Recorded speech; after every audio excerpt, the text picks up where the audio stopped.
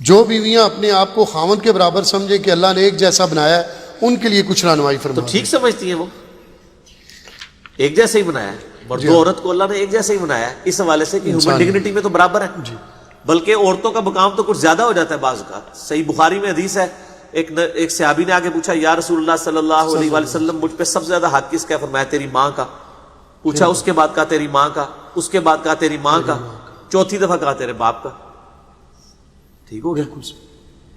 تو حسن سلوک کی سب سے زیادہ حقدار تو وہ ہے، صحیح، ٹھیک ہو گیا۔ تو اس طرح کے معاملات میں دیکھیں تو عورتوں کو اللہ تعالیٰ نے پھر سنن نسائی میں حدیث ہے کہ تیری جنت تیرے ماں کے قدموں کے پاس ہے، یعنی ان کی خدمت کر کے۔ ٹھیک۔ اور جلاد قسم کے جو خاوند ہوتے ہیں نا، وہ شادی کے بعد نا اپنی بیویوں کہتے ہیں اون تیری جنت میرے قدمہ کول ہے، ٹھیک ہو گیا نا۔ تو وہ مجازی خدا اور عجیب و غریب قسم کا کانسیپٹ بنایا ہوا ہے نا، ہیومن ڈگنیٹی میں برابر ہے۔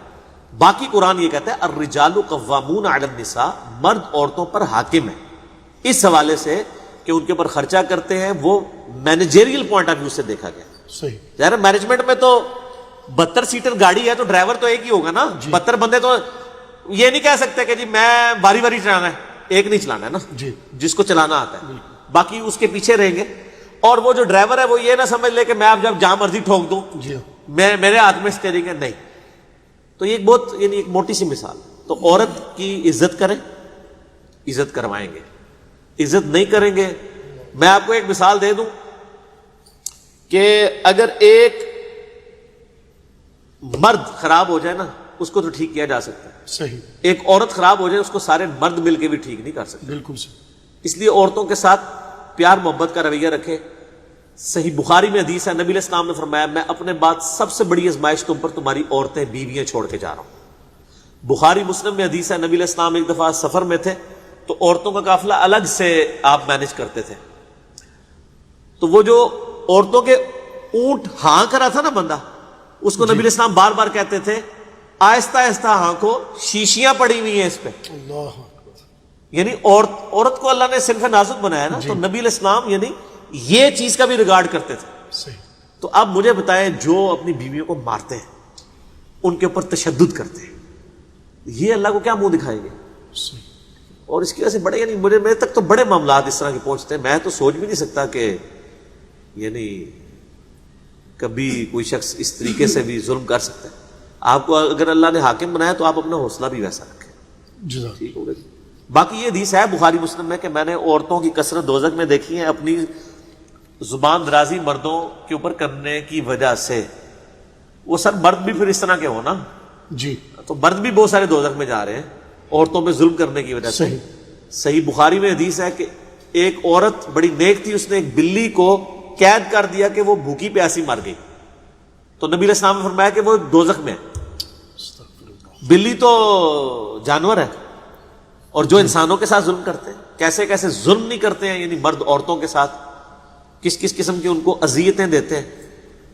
اور خصوصاً ایسی عورتیں بیچاری جن کے یعنی پیچھے ماں باپ فوت ہو گئے ہوتے ہیں، بھائیوں کے یعنی وہ اس کے اوپر ہوتی ہیں، وہ پیچھے بھی نہیں جا سکتی، ادھر بھی ان کے اوپر پورا یعنی باہر کا غصہ اکٹھا کر کے نا وہ آ کے اپنی بیویوں پہ نکالتے ہیں۔ تو نبی علیہ السلام نے ویسے تو نہیں فرمایا کہ تم میں سب سے بہتر وہ ہے جو اپنے بیوی بچوں کے لیے بہتر ہے۔ صحیح۔ سر میری اپنی زندگی کا تجربہ ہے کہ جتنے خوش اخلاق میں نے باہر دیکھے ہیں نا، وہ اتنے ہی بد اخلاق ہیں اپنے گھر کے اندر، اللہ ماشاء اللہ۔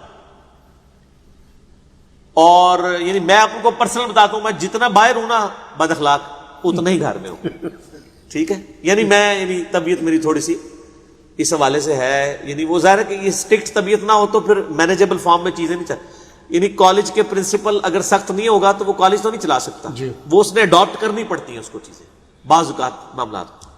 اور اس وجہ سے بعض اوقات کوئی ایسا ہوتا ہے، لیکن ایسا ہی یہ نہیں ہے کہ مطلب گھر جا کے تو مار کٹائی والا معاملہ ہے۔ اللہ کا شکر ہے نہ آج تک مارا ہے نہ مار کھائی بیوی سے، ریکارڈ ہے ماشاءاللہ 14-15 سال کا۔ اور باقی یہ جو ہم کبھی اپنی مثال دے دیتے ہیں، یا میں اس کا یہ قطعاً مقصد نہیں ہوتا کوئی تکبر، میں بڑا حیران ہوتا ہوں کہ عمران خان صاحب جب کہتے ہیں نا میں کرکٹ کو سمجھتا ہوں، مجھے پتا ٹیم کیسے بنانی ہے، تو ان کو کوئی نہیں کہتا یہ بڑا متکبر ہے، وہ کہتے ہیں یار ٹھیک کہہ رہے ہیں اس کی فیلڈ ہے۔ تو سر میں نے بھی اپنی زندگی کے 25-30 سال بخاری مسلم پہ لگائے ہیں نا، الحمدللہ۔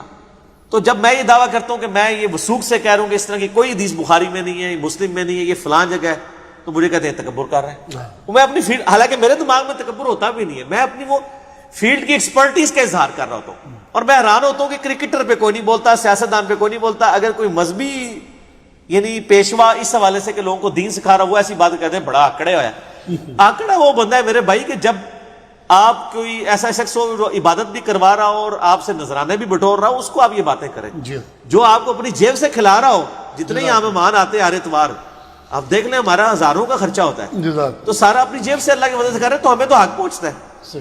لیکن ہم پھر بھی کسی کو ڈانٹتے نہیں ہیں. ویسے بتا رہا ہوں یہ نہ کوئی آئی نا. تو یعنی میری طبیعت پرسنلی میری طبیعت میں بہت زیادہ مزہ ہے، اور مزہ والا شخص ہی پھکیاں دے سکتا ہے، اینٹی وینم دے سکتا ہے، الزامی جواب دے سکتا ہے. ورنہ ہم سکا سڑا بندہ یہ کام نہیں کر سکتا.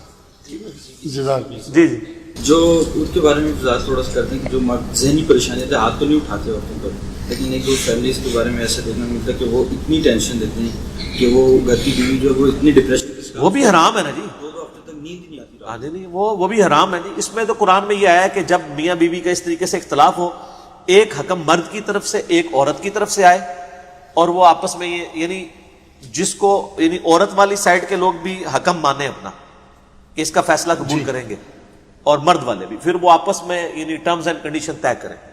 اور اگر آپ کو یہ اندازہ ہو جائے کہ یہ بیانڈ ریپیئر ہے تو فوراً سے پہلے خلا کی طرف چلے جانا چاہیے. اگر یہ ساری چیزیں اسٹیبلش ہو جائے. یہ جو لوگ زبردستی نکاح چلاتے رہتے ہیں نا، ایک بچہ ہوا، 2 ہوئے، 3 4 پھر 10 سال ہوا، پھر بھی لادگی ہو ہی جاتی ہے، تو اس وقت بڑا کام بگڑ چکا ہوتا ہے. ٹھیک ہو گیا. اس لیے اس طلاق کو حلال رکھا گیا ہے. ناپسند ضرور ہے لیکن حلال ہے کہ بسا اوقات جینوئنلی طلاق لینی پڑ جاتی ہے. اسی طریقے سے بعض اوقات شادی کے بعد یعنی مرد جو ہیں وہ یعنی یہ ابھی جو بے اولادی والے معاملات چل رہے ہیں اس میں اکثر اوقات یعنی مردوں کے ساتھ بھی اس طرح کا معاملہ نکل آتا ہے، صرف عورتوں کے ساتھ نہیں، بانجھ پن مردوں میں بھی بانجھ پن ہوتا ہے. تو وہ تو بہت کم ہوتا ہے کہ ان کی بیویاں طلاق لے لیں، لیکن ادھر مرد جو ہے وہ دوسری تیسری کے لیے ایڑی اٹھا کے دیکھ رہا ہوتا ہے. ٹھیک ہو گیا. تو یہ بھی تو دیکھنا چاہیے. اور میں کہتا ہوں اکثر ایک عورت جس کا مرد بیمار ہو جائے پوری زندگی اس کی خدمت کرتی رہتی ہے، اور اس کے اگینسٹ اگر عورت بیمار ہو جائے تو مرد تو جناب دوسری تیسری شادی چھپا کے کر بیٹھتا ہے. تو پھر دیکھ لیں آپ فرق کتنا ہے. دوسری طرف یہ مجازی خدا بنے ہوئے جعلی قسم کے، اور حالت یہ ہے. تو پھر سر خدا آپ کو بڑا شوق ہے بننے کا مجازی، تو پھر خدا والا حوصلہ بھی رکھے نا. خدا تو عطا ہی عطا ہے، لیتا کسی سے نہیں، دیتا ہی دیتا ہے. تجھے خدمت ہی کراتے رہتے ہو، چھڑے ہی خدا بنے ہوئے ہو مجازی خدا. ٹھیک ہو گیا.